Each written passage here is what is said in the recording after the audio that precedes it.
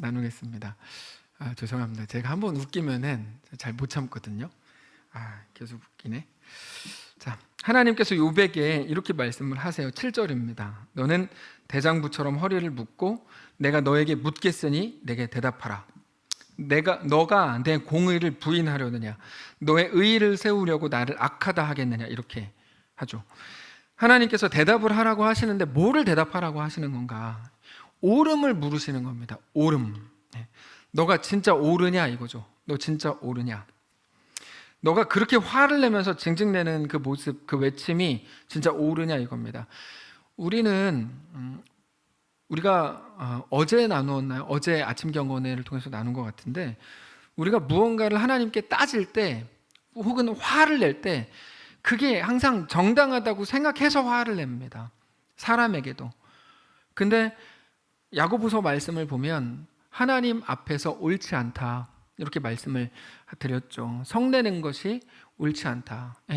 그 말은 뭐냐면 하나님의 의를 이루지 못한다 해서 의가 righteousness, 그래서 옳음이거든요. 옳음인데 하나님 앞에서 옳은 게 아니다 이런 뜻이에요. 우리는 하나님 앞에서 옳을 수 없는 존재다. 내가 화내는 게 마땅합니다. 근데 그거 옳지 않다 이런 의미입니다. 너의 모든 외침이 정말 옳다고 생각하냐? 근데 그렇지 않다. 근데 사실 그 앞에도 똑같은 질문을 하십니다. 2절을 보시면 2절에 이렇게 나오죠. 트집 잡는 자가 전능자와 다투겠느냐? 하나님을 탓하는 자는 대답하라. 여기에서 하나님께서 욥을 뭐라고 표현하시냐면 트집 잡는 너 욥 이렇게 말씀을 하시고, 전능자와 다투려는 너 욥, 이렇게 하나님을 탓하고 있는 너 욥 이렇게 말씀을 하십니다. 그게 욥에 대한 하나님의 평가입니다. 네가 나보다 옳으냐? 너는 정말 네가 더 옳다고 생각해서 나의 공의, 나의 옳음을 악하다고 말하냐? 이런 거죠. 우리가 하나님께 대해서 자주 이런 모습을 보이잖아요. 우리도 모르는 사이에 이런 모습을 보일 때가 참 많습니다. 왜 그렇게 물으십니까? 욥은 자기가 고난당하는 게 너무 이해가 안 되고 못마땅한 거예요. 지금 하나님 앞에서. 우리가 자주 느끼는 느낌이죠. 하나님의 이끄심이 못마땅할 때가 너무 많은 겁니다. 마가복음 5장을 보면 예수님께서 야이로의 딸을 이제 살리시는 내용이 나옵니다. 회당장 야이로의 딸이 죽어가고 있었습니다. 야이로가 예수님께 직접 찾아와서 집으로 급히 모셔갑니다. 한시가 급한 일인데 빨리 가서 예수님께서 기도하고 손을 얹고 고쳐주셔야 됩니다. 예수님이 가시는 걸음이 너무 느리죠. 느린 정도가 아니라 무리 속에서 밀려서 가십니다. 거기에 한술 더 떠서 12년간 혈루증 앓았던 여인을 고쳐주셨고, 멈추어서는 그 여인과 길게 대화를 하셨습니다. 예수님의 때, 예수님의 타이밍은 정말 이해할 수가 없죠. 이게 우리가 가지는 매일의 고민입니다. 결국 그 아이가 죽었습니다. 12년간 고생했던 그 여자를 고치느라 그 여자아이 야이로의 딸을 죽게 놔둔 거죠. 어떻게 보면 아니, 고치셨으면 빨리 가던 길 가서 아이를 고치시면 됐을지도 모르는데 그것도 아니고 여인과 자리를 잡고 대화하시는 모든 것들이 이해가 안 되는 거죠. 하나님 도대체 왜 저렇게 행하시는가? 우리는 할 수 있는 모든 질문을 다 던질 수 있습니다. 우리가 하는 질문은 딱 한 가지입니다. 하나님의 일하시는 거, 하나님의 타이밍이 너무 못마땅한 거죠.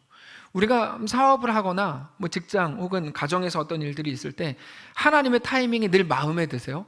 안 그러실걸요? 요때 이렇게 해야 되는데, 요게 이제 우리 기도가 되죠.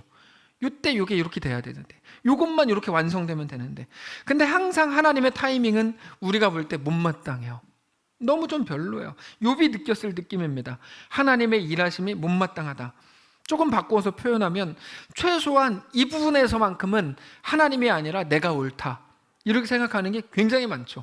우리가 왜 그런가 하면, 내가 생각한 대로 하나님이 행하시면, 내가 기도한 대로 행해 주시면, 내가 원하는 대로 해 주셨으면 그러면 괜찮을 뻔했거든요.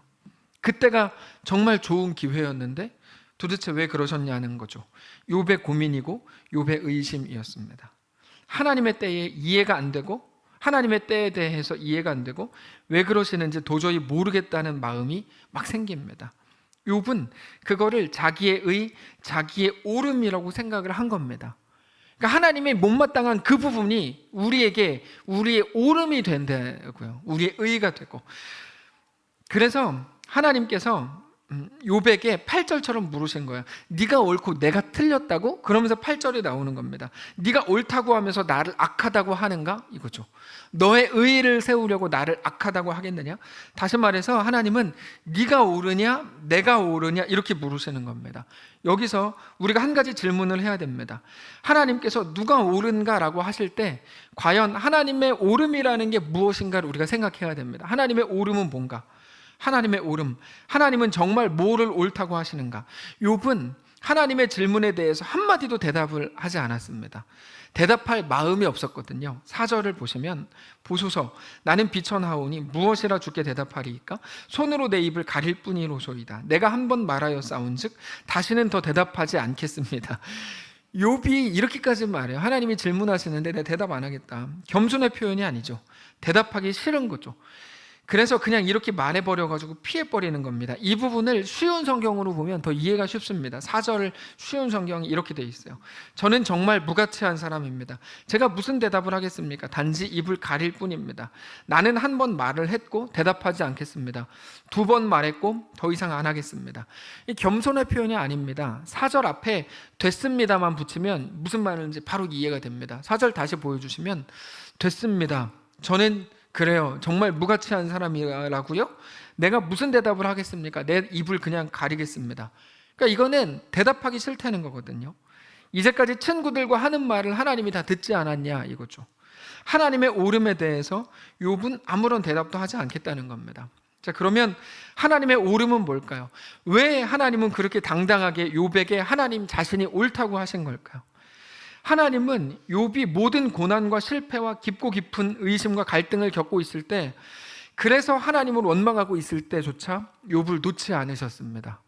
하나님의 의의가 뭐냐고요? 하나님의 옳음이 뭐냐고요? 바로 그거죠. 욥은 하나님을 욕하고 있는데 하나님은 욥을 계속 붙잡고 있는 거예요. 욥의 그 어떤 못난 말과 못난 행동에도 하나님은 끝까지 욥을 붙드셨고 그 옆에 계속 계셨죠. 욥의 못남 때문에 욥을 막 그 자리에서 쳐 죽이지 않았죠. 욥의 못난 말을 들으면서도 욥을 떠나지 않고 기다리셨습니다. 그게 욥에 대한 하나님의 옳음입니다. 그게 하나님의 오르심의 실체입니다.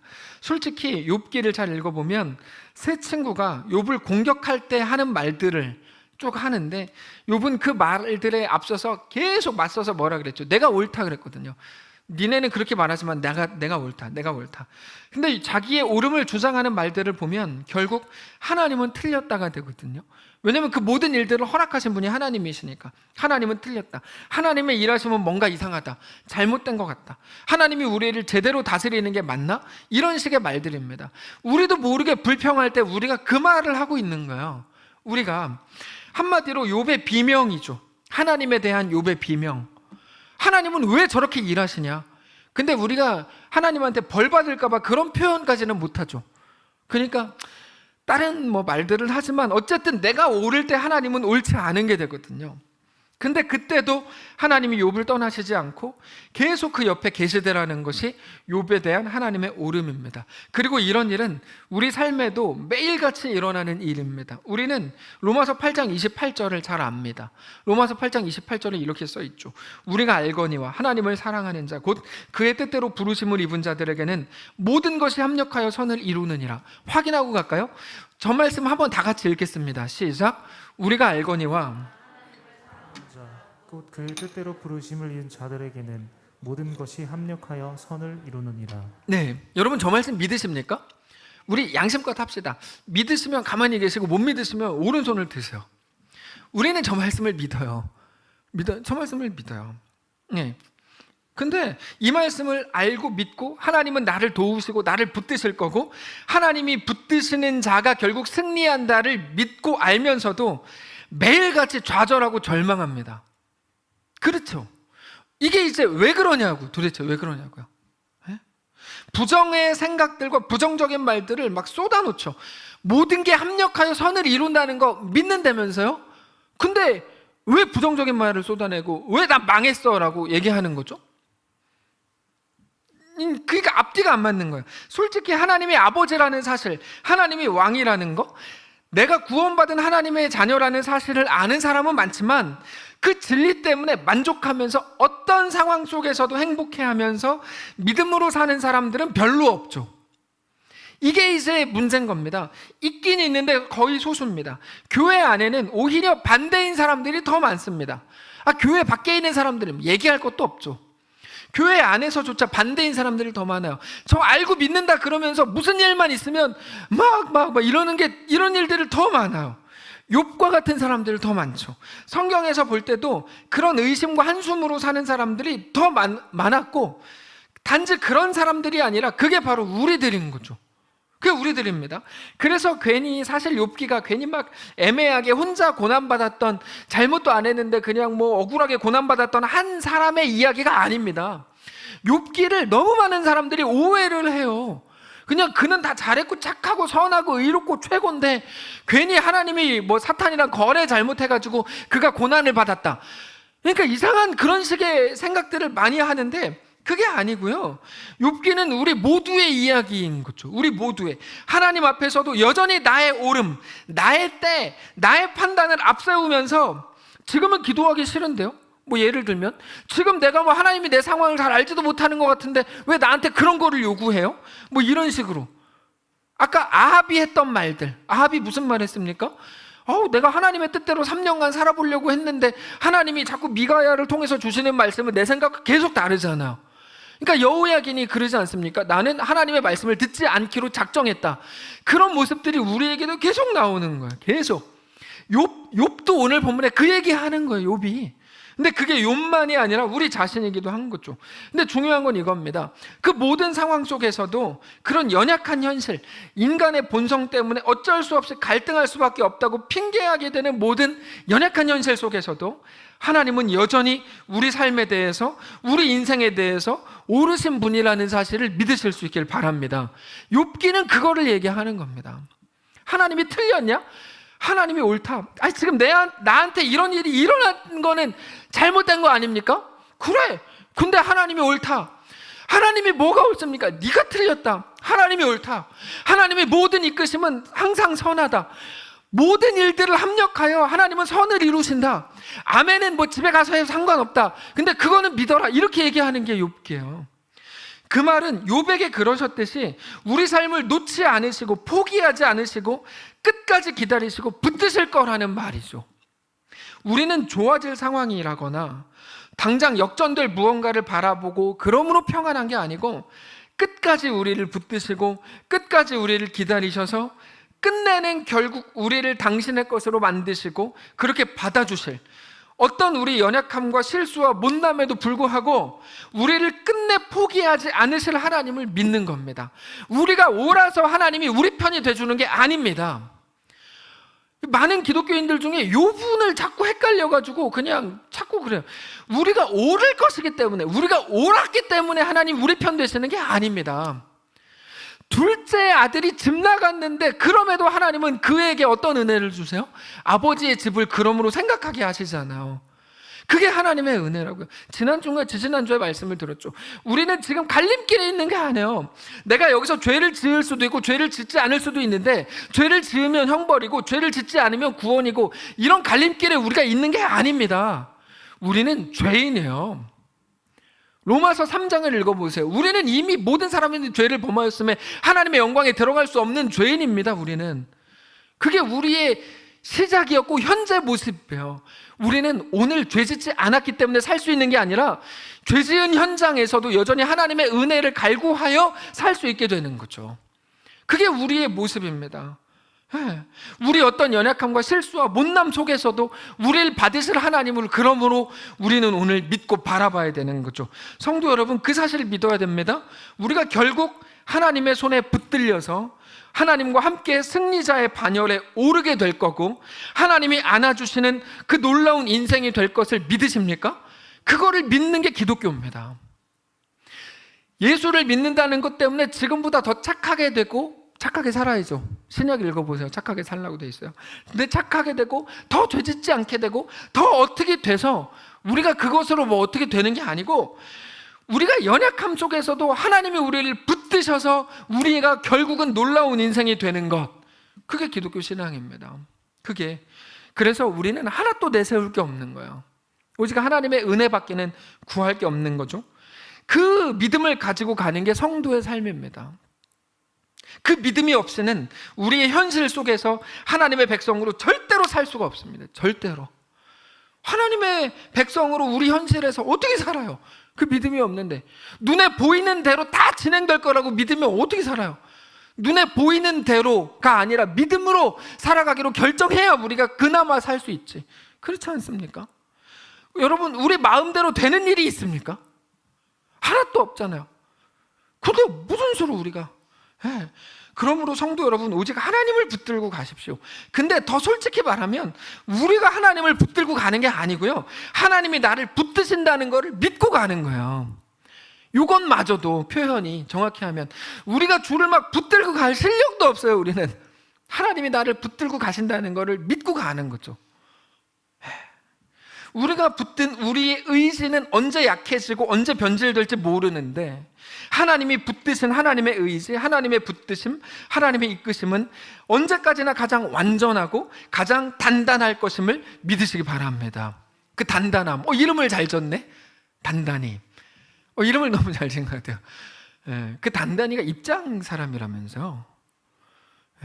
말씀 들었네 한번? 넘어가겠습니다. 그게 저기 산다면서요? 초원 아파트. 단단히 엄마가 아직도 살아요? 네. 근데 이제 그게 하나님의 오름이죠. 하나님의 오름. 고린도전서 15장을 보면 이렇게 말씀을 하세요. 고린도전서 15장. 보라, 내가 너희에게 비밀을 말하노니 우리가 다 잠잘 것이 아니요 마지막 나팔에 순식간에 호련이나 변화되리니. 여러분, 지금 말씀이 다 사실이에요. 잘 보세요. 이게 뭐 상징적이거나 그게 아니라 다 사실이에요. 나팔 소리가 나매 죽은 자들이 썩지 아니할 것으로 다시 살아나고 우리도 변화되리라. 이 썩을 것이 반드시 썩지 아니할 것을 입겠고 이 죽을 것이 죽지 아니함을 입으리로다. 이 썩을 것이 썩지 아니함을 입고 이 죽을 것이 죽지 아니함을 입을 때는 사망을 삼키고 이기리라고 기록된 말씀이 비로소 이루어지리라. 사망아, 너의 승리가 어디 있느냐? 사망아, 네가 쏘는 것이 어디 있느냐? 사망이 쏘는 것은 죄요, 죄의 권능은 율법이라. 우리 주 예수 그리스도로 말미암아 우리에게 승리를 주신 하나님께 감사하노니, 그러므로 내 사랑하는 형제들아, 견실하며 흔들리지 말고 항상 주의 일에 더욱 힘쓰는 자들이 되라. 이는 너희 수고가 주 안에서 헛되지 않은 줄 알미라. 그렇죠. 사랑하는 성도 여러분, 우리들의 모든 수고가 아무것도 보이지 않는 상태에서 내가 주를 믿고 그러므로 믿음으로 이 땅을 넉넉히 걷기로 결정한 이 모든 수고가 주 안에서 절대로 헛되지 않은 줄을 믿으시기 바랍니다. 우리가 너무 좋아하는 성경 구절이죠. 58절 우리 한 목소리로 다시 읽겠습니다. 58절. 자, 시작. 그러므로 내 사랑하는 형제들아, 견실하며 흔들리지 말고 항상 주의 일에 더욱 힘쓰는 자들을 되라. 이는 너희 수고가 주 안에서 헛되지 않은 줄 알미라. 아멘. 다음 주 오후 예배 빠지지 마세요. 저 보세요. 저 보시고 빠지지 마세요. 6일 잡아놓으세요. 도망가려고 그러면 묶어놓으시라고. 묶어놓지도 못하는 게 무슨 청년부예요? 묶어놓으세요. 안수 집사님들 빠지지 마시고, 권사님들 빠지지 마시고, 다음 주부터 명단 뒤에서 체크하세요. 안수 집사님, 권사님 누가 빠졌나? 아시겠죠? 6일 빠졌나 체크하세요. 그리고 그 세 부류, 권사님, 안수 집사님 6일 이렇게 꼭 이렇게 하세요. 다시 오후 예배가 시작됐습니다. 3주나 지났습니다. 3주나. 빠지지 마세요. 우리는 안 빠지고 참석했는데 왜 우리한테 그래요? 죄송합니다. 제가 뭐 어디 있다 해요? 집에 가서 해요? 여기서라도 이렇게 해야지. 하여튼 우리가 하나님의 오름 때문에 얻게 될 우리의 결국을 알고 믿는 자로 이 땅, 우리의 오늘을 살아야 됩니다. 그 믿음이 신자의 가장 큰 무기거든요. 여러분, 신자에게 무기가 뭐가 있습니까? 신자에게 무기가, 한때 한국 기독교가 이렇게 했었어요. 좀 부끄러운 일인데, 누군가 어떤 일이 딱 있다 그러면 기독교인들이 세력을 형성해서 우르르 몰려가고 그랬던 적이 있어요. 그때는 그게 옳다고 칩시다. 근데 신자의 무기는 사실 그거는 아니거든요. 세력을 형성해서 우리도 세상에서 이런 힘이 있다, 이거 보여주는 거는 기독교의 힘이 절대로 안 해요.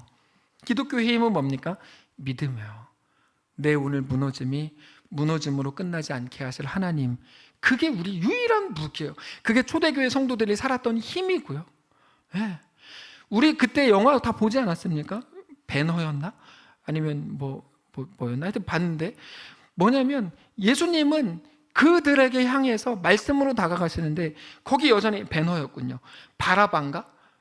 그 사람이 바라바죠. 그 사람이 이제 이렇게 해가지고 계속 운동을 일으키면서 독립운동을 막 일으키고 그래서 예수님 대신 풀려나고 이런 장면이 그 영화에 나오잖아요. 우리의 진짜 힘은 뭡니까? 우리 진짜 힘은 믿음이죠. 그것이 나를 죽이지 못한다. 나는 죽으면 다시 산다. 십자가 부활, 예수 그리스도의 부활이 첫 열매다. 나는 그 뒤를 따라간다. 이게 신자의 가장 큰 무기죠. 그래서 하나님은 욥을 거기에 멈추게 하지 않으십니다. 욥이 어디 자리에 있었죠? 내가 옳고 하나님이 틀렸습니다. 난 대답 안 합니다. 그 자리에 하나님이 멈추게 하지 않고 10절로 욥을 끌고 가세요. 오늘 본문 10절을 보시면 이렇게 되어 있습니다. 너는 위엄과 존귀로 단장하며 영광과 영화를 입을지니라. 너의 넘치는 노를 비우고 교만한 자를 발견하여 모두 낮추되 모든 교만한 자를 발견하여 낮아지게 하며 악인을 그들의 처소에서 짓밟을지니라. 그들을 함께 진토에 묻고 그들의 얼굴에 싸서 은밀한 곳에 둘지니라. 그리하면 내 오른손이 너를 구원할 수 있다고 내가 인정하리라. 이게 무슨 말이냐면 네가 진짜 옳다고 그러면 너의 옳음으로 네 마음에 들지 않는 사람들을 항복시켜봐, 이 얘기예요. 싸워서 이겨봐, 굴복시켜봐, 이런 말입니다. 이거 우리도 마찬가지예요. 우리도 우리 가족들에 대해서 또는 직장에 다니는 사람들에 대해서, 아니 교회 안에 있는 사람들에 대해서도 사실 이해가 안 되고, 저 사람은 왜 저렇게 불만을 갖고 살지? 왜 저렇게 성의도 없이 신앙생활하지? 왜 저렇게 열심히 없지? 답답하다고 자주 느낍니다. 그 사람들한테 가서 당신은 왜 그렇게 사냐고 말하고 싶습니다. 근데 그렇게 말해가지고 그들이 변화될 일이었으면 처음부터 그들이 그렇게 대충 하지도 않았을 거예요. 바로 이거죠. 우리 마음대로 다 될 것 같은데 하나도 안 되죠. 제가 매일같이 경험하는 거예요. 제가 이게 조금 되니까 사람들한테 가서 이렇게 해가지고 이렇게 변화시키고 이렇게 설득해봐야지, 하나도 안 돼요. 하나도 안 된다고요. 어제 아침 경건회였나요? 말하기 연습을 중단하고 듣기 연습을 해야 된다고 말씀을 드렸죠. 네. 우리가 그렇게 말해서 설득하면 될 줄 알았는데 되는 일이 하나도 없습니다. 우리가 옳지 않기 때문입니까? 아닙니다. 정치판을 한번 보세요. 예. 뭐 끼리끼리 노는 거지만 자기들끼리 뭐 옳다 그러고 서로 비방하고 막 난리도 아니잖아요. 여러분, 우리가 다 이해가 되고 우리 원하는 대로 다 됩니까? 소는 왜 그렇게 느립니까? 소는. 우리 오늘이가 왔는데, 이름 갖고 제가 말하지 않겠습니다. 오늘이가 왔는데 뭐라고 부르겠어요? 느리야 부를 거 아니에요. 친구들, 느리야 너 느려, 이렇게 할 거 아니에요. 예. 그럼 그냥 뭐 오늘아라고 부르겠죠. 느리야라고, 오늘아 이리 오너라, 뭐 이렇게 할 거 아니에요. 하여튼 제가 보니까 너무너무 많더라고요. 제가 할게. 그래서 제가 그렇습니다. 자, 소는 왜 이렇게 느릴까요? 개는 왜 그렇게 짖을까요? 개는. 고양이는 왜 그렇게 애기처럼 울고 다닐까요? 무섭게. 왜 그렇게 저희 집 개는 똥을 아무데나 싸고 다니는 걸까요? 도대체 이유가 뭘까요? 우리는 모릅니다. 우리는 모르는데요, 저는 이런 생각을 해봤어요. 소도 빨리 뛰고 싶겠다, 이런 생각 들더라고요. 소도 빨리 뛰고 싶겠다. 거북이도 자기 느린 게 답답하지 않겠습니까? 개는 이제 짖지 않고 멋있는 사람처럼 말하고 싶지 않겠어요? 개가 집에 갔는데 간식 줘요. 개가 만약에 그러려고 생각해 보세요. 간식 줘요. 야, 너 뭐 피부가 안 좋아서 간식 못 줘. 저희 집 개는 항상 이러고 있거든요. 소는 이거를 못해가지고 이렇게밖에 못하는데 매일 제 앞에만 좀 매일 이러고 있어요. 간식 줘요. 얘는 말을 못해. 얼마나 말하고 싶겠어요. 고양이도 뭐 대소변 막 가리고 싶지 않겠어요? 모르지만 그럴 겁니다. 어떻게 알아요? 물어보시고 싶으시죠? 우리도 그러니까요. 우리도 잘 안 되는 거면 하고 싶고요, 잘 못하겠는 거면 더 잘하고 싶잖아요. 우리도 더 잘하고 싶은데 못할 때가 너무 많고, 그럴 때마다 스스로에게도 부끄럽고 짜증나고 답답하고 막 그럽니다. 근데 우리도 그런데 소는 얼마나 더 하겠어요? 개나 고양이나 원숭이나 거북이나 개미는 얼마나 답답하겠어요? 걔네는 인생 사는 게. 근데 하나님의 이끄심이 그와 같습니다. 무슨 말이냐면요, 우리 마음에 들지 않는 사람들을 우리 뜻대로 변화시킬 수 없고 만들 수도 없습니다. 그들을 항복시킬 수 있다 그러면 얼마나 좋겠습니까? 근데 그게 안 됩니다. 그게 안 됩니다. 똑같은 설교를 10년을 해도 그게 안 됩니다. 이게 써 있는 거예요. 이거는 똑같은 설교를 10년을 해도 그게 안 됩니다. 그러면서도 똑같은 요구를 하죠. 그 속에서 언젠가 일하셔서 놀랍게 변화시키시고 회복시키실 하나님을 오늘도 믿기 때문입니다. 다시 말해서 하나님을 믿어서 그렇게 설교하고 권면하는 거지, 그들을 바꿀 힘이 나에게 있다고 생각해서 그렇게 하는 거 아닙니다. 그게 제 이야기입니다. 이거 중요하니까 다시 말씀드릴게요. 제가 무언가를 변화시킬 수 있다고 생각해서, 예전에 그럴 수 있다고 생각했거든요.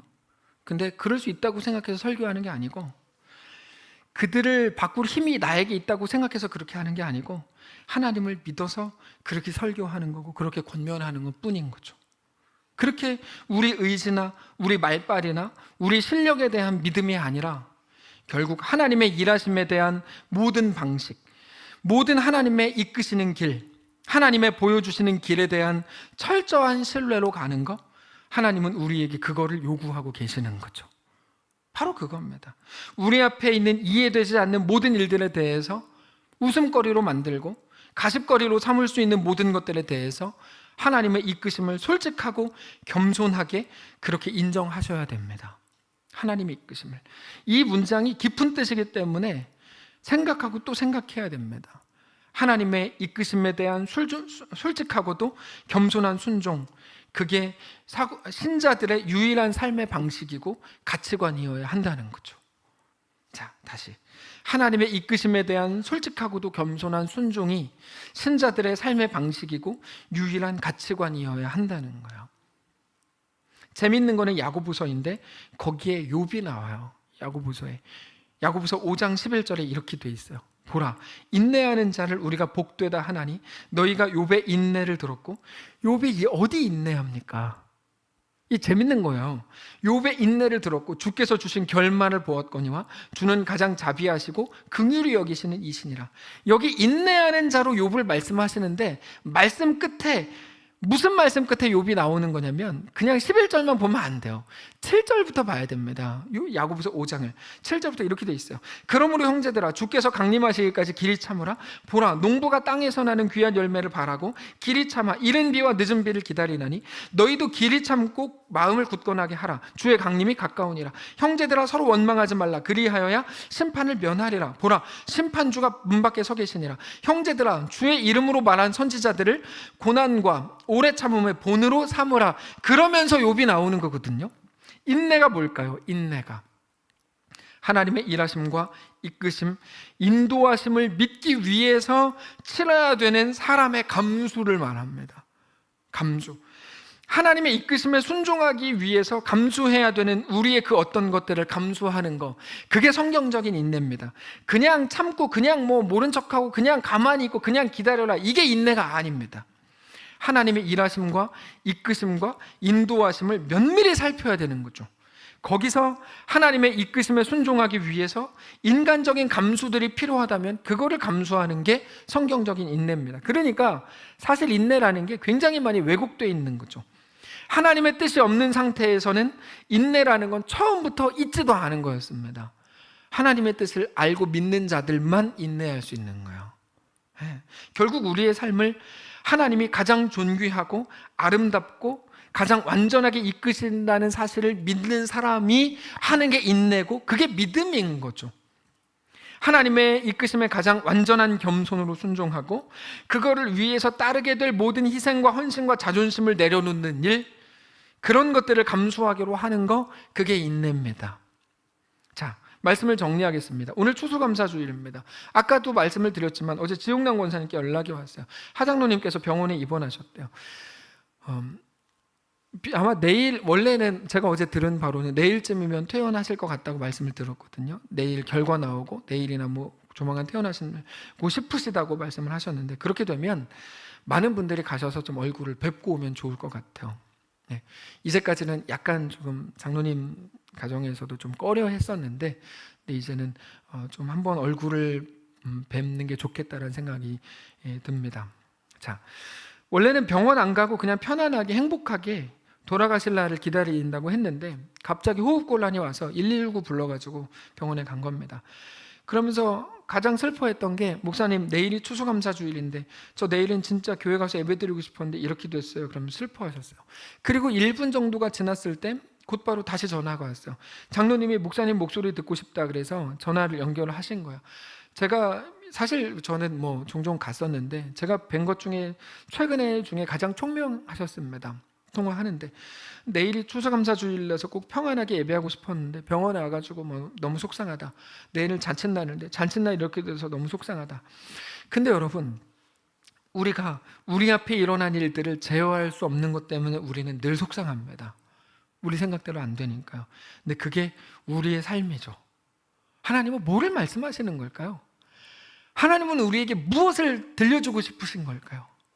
그래서 오늘 이 말씀 앞에 엎드려야 됩니다.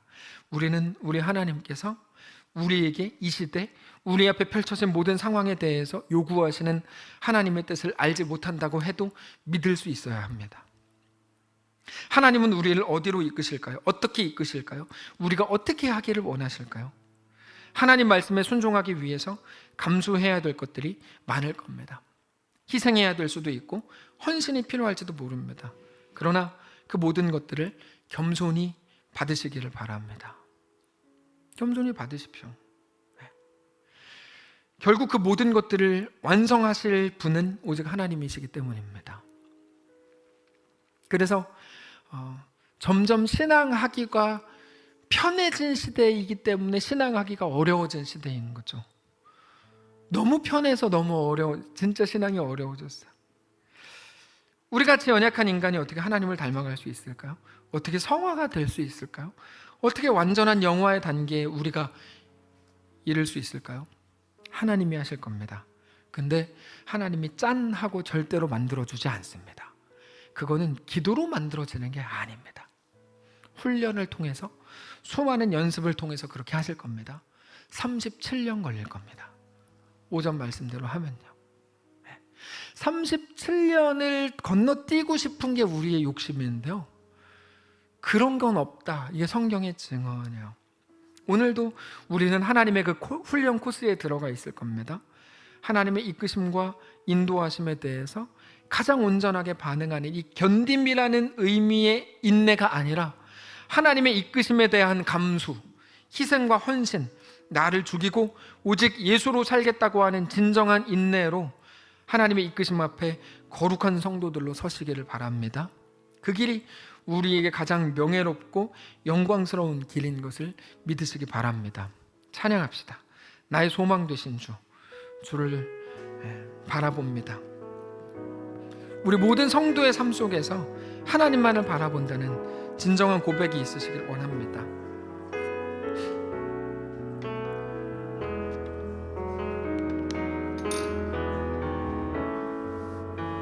소망 되신 주를 바라봅니다. 주를 바라봅니다. 다시 오실 왕 나의 예수, 다시 오실 나의 왕 예수, 주님을 기다립니다. 우리 모든 현실 속에서 다시 합시다. 나의 소망 되신 주를 바라봅니다. 나의 소망 되신 주를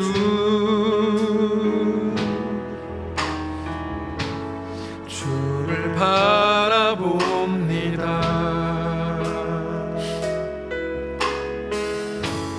다시 오실 나의 왕 예수, 주를 기다립니다. 밤이나 낮이나 밤이나 낮이나 어제나 오늘도 우리 상황이 아닌 가장 신실하신 우리 주 하나님만을 영원히 찬양해 괴롭고 슬플 때 낭망하여 넘어져도 언제나 주만 찬양. 우리 믿음으로 후렴 고백합니다. 눈 감고 찬양합시다. 밤이나 낮이나 어떤 상황 속에서도 어제나 오늘도 영원히 주만 찬양해. 주만 찬양해. 괴롭고 슬플 때, 괴롭고 슬플 때, 낭망하여 넘어져도 언제나 주만 찬양하겠네. 우리 마지막으로 다시 한번 고백합니다. 밤이나 낮이나, 밤이나 낮이나, 어제나 오늘도, 어제나 오늘도 영원히 주만 찬양해. 찬양해. 괴롭고 슬플 때, 괴롭고 슬플 때, 낭망하여 넘어져도 언제나 주만 찬양하겠네. 찬양하겠네. 하나님, 우리는 우리가 원하는 일 앞에만 서면 완전히 그냥 땡깡을 놓고 싶습니다. 그때만 되면 내가 무조건 옳았고 하나님은 틀렸고, 나를 주장하는 게 전부인 것처럼, 그게 유일한 대안인 것처럼 생각될 때가 참 많습니다. 근데 하나님께서 아니다, 네가 옳지 않다, 내가 옳다. 하나님, 그럼 이런 상황은 다 뭡니까? 그 끝에 내가 너를 가장 완전하게 이끈다. 모든 것이 합력하여 선을 이루는 것을 너는 보게 될 거다. 이미 착한 일을 우리 안에 시작하신 이가 그리스도 예수의 날까지 이루실 줄을 확신하노라. 하나님, 우리의 삶은 여전히 넌센스고 모르겠고, 이게 어떻게 된 거죠? 왜 이런 일이 일어나고 어떻게 해결해야 되지? 이런 게 너무 많습니다. 실망스럽습니다. 근데 이끄시는 하나님의 역사에 대한 겸손한 순종이 우리 가운데 넘쳐나기를 원합니다. 하나님, 우리와 함께 하시옵소서. 매 순간 우리를 붙들어 주시옵소서. 신자의 무기가 오직 믿음 아니겠습니까? 결국 내 삶을 이끄실 분 하나님이시다. 그 믿음 하나로 넉넉히 이기게 하옵소서. 이번 한 주 살아가는 동안 만만치 않은 일들이 왜 없겠습니까? 그 속에서 하나님을 또 기대하고 주님을 바라보고 주님과 믿음으로 정말 멋있게 동행하게 하옵소서. 사랑하는 성도들은 어디 있든지 무엇을 하든지 주님 붙드시고 돌보시고 살피시고 축복하셔서 하나님과 믿음으로 동행하며 세상이 주지 못하는 샬롬, 기쁨, 감격으로 넘쳐나는 그들의 삶이 되도록 함께 하시옵소서. 시대가 여전히 어렵습니다. 언제 끝날지 모르겠는 모든 상황들이 우리 앞에 있습니다. 그 속에서도 하나님을 예배하고 하나님만을 믿음으로 바라보게 하옵소서. 승리를 이루신 살아계신 이 주님의 이름으로 기도합니다. 아멘.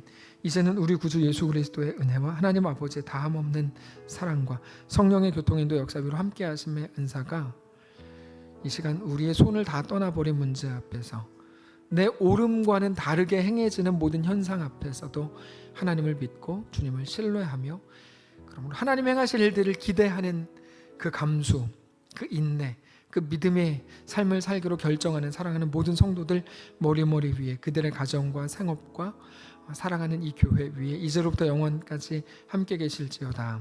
아멘.